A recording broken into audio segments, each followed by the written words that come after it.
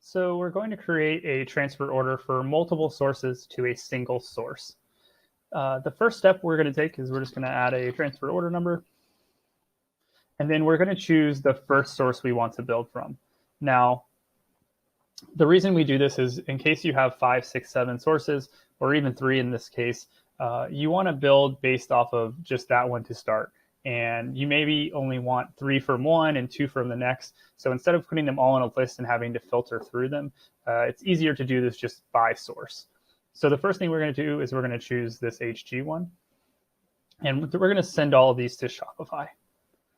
When we go in here, this is only going to have the orders that are associated with this source, HG.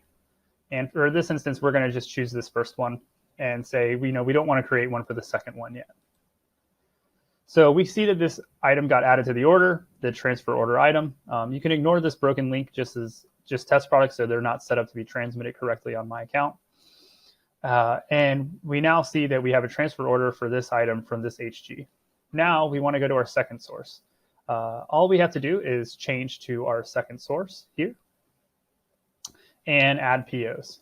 Now for this one, again, we'll see these are only coming from the source NC star. And again, we only want to add this one to this item. So now we have, from our 2 completely separate sources, we have an individual item for each ready to make a transfer order.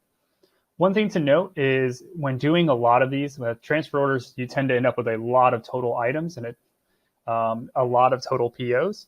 I think it's good to, if you're going to switch sources, use this save button down here and save so that you don't lose your progress.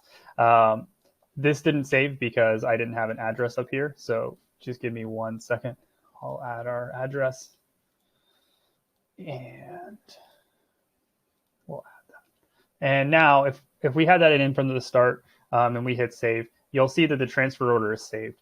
And once it comes back up, we didn't lose any of our progress. And then that way, if we change sources and for some reason the internet lagged out or something, we didn't lose the 10, 15, 20 light items that we might have added to this transfer order.